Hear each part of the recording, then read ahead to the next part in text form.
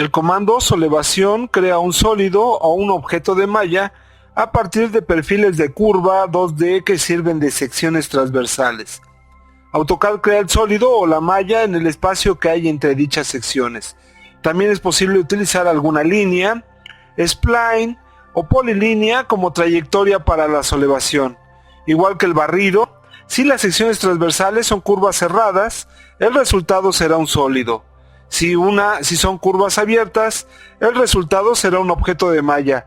Cabe aclarar que no es posible combinar curvas abiertas con cerradas, en cuyo caso tendremos un error.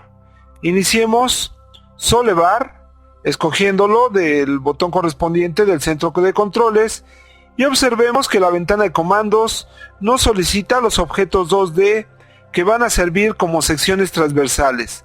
En este caso, elevadas sobre el eje Z, tengo una serie de círculos. Voy indicándolos en el sentido de la solevación.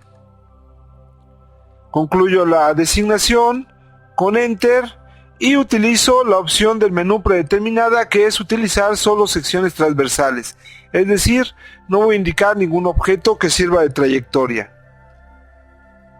Como puedo observar, en el caso de este comando, aparece un cuadro de diálogo que ofrece algunas opciones para modificar los parámetros del resultado.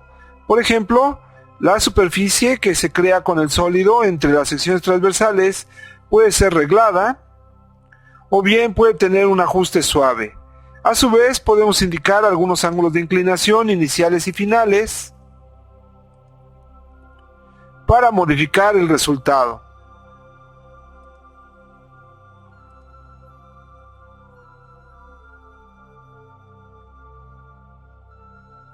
Además de todos los sólidos que acabamos ya de presentar, tenemos los que llamamos sólidos compuestos, pues se conforman con la combinación de dos o más sólidos básicos, de revolución, extruidos, barridos o solevados, y pueden construirse de acuerdo a los siguientes métodos. Por ejemplo, corte, que como su nombre lo indica, nos permite cortar un sólido cualquiera especificando el plano de corte y el punto en el que dicho plano se va a aplicar. Para ejemplificarlo, construyamos rápidamente un sólido.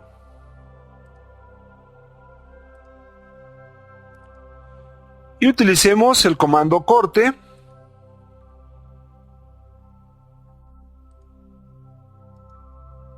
Definamos el plano que va a servir como punto de corte, y aquí sería muy sencillo utilizar el plano ZY, el cual podemos indicarlo como una opción en la ventana de comandos,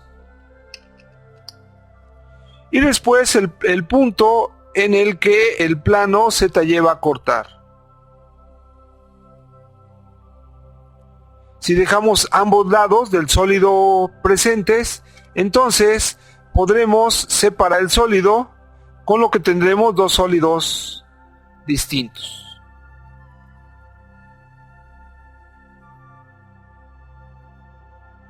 Si con la ejecución del comando cortamos más de un sólido, entonces cada uno de ellos generará distintas partes de sí mismo.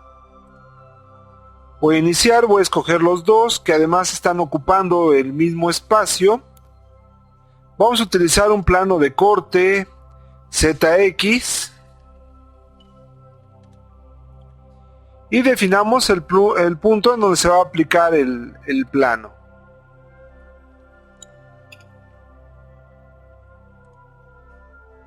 Ahora observe que ambos sólidos han sido cortados.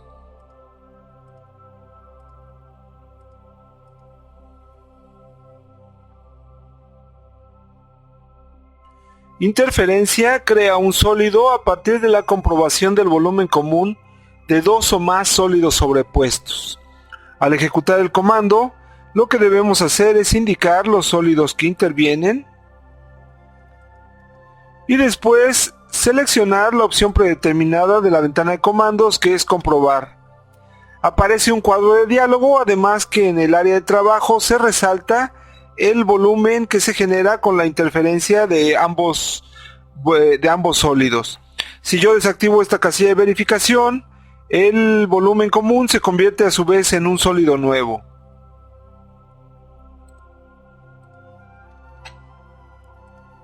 Como podemos ver aquí.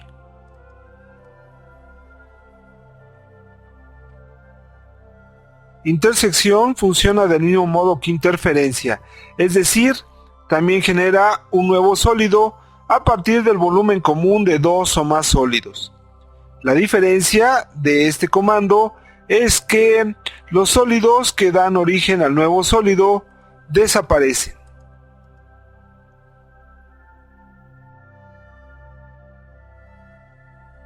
Unión genera un sólido a partir de la combinación de dos o más sólidos.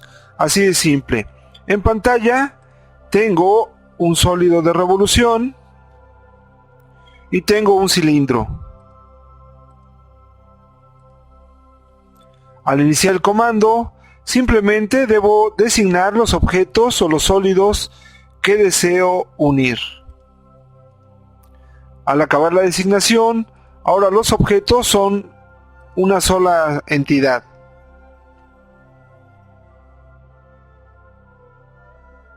La operación contraria a unión sería la de sustraer el volumen de un sólido a la del otro que tenga en común.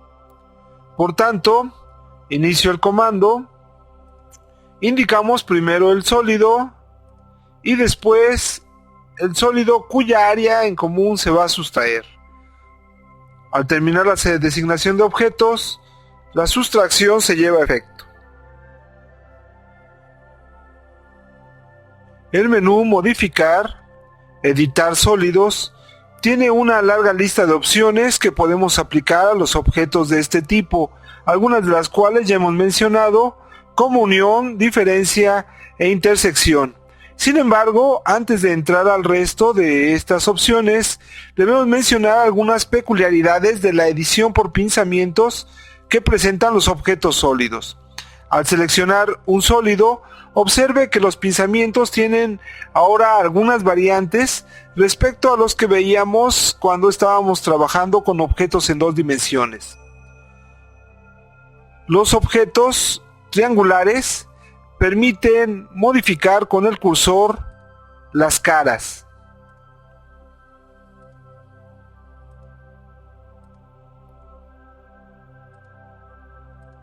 Observe en este caso cómo es que se va a modificar la cara inferior.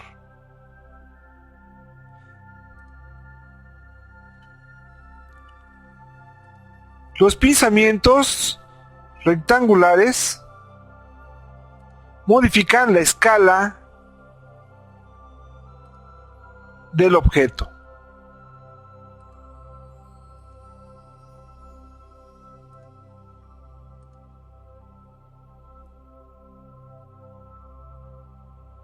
Y finalmente, el pinzamiento central sirve para desplazarlo por el plano XY. Si tenemos un sólido distinto, los pinzamientos funcionan de la misma manera. Observe este, que nos permitiría modificar el radio superior, creando un cono trunco en este caso. Este que permitiría modificar la cara inferior. Estos que modificarían el radio de inferior también, o el radio de base. Y otra vez el pinzamiento central con el que podemos desplazar el sólido por el plano XY. Exactamente lo mismo ocurre independientemente del sólido que se trate con un prisma rectangular. Los pinzamientos triangulares modifican la cara.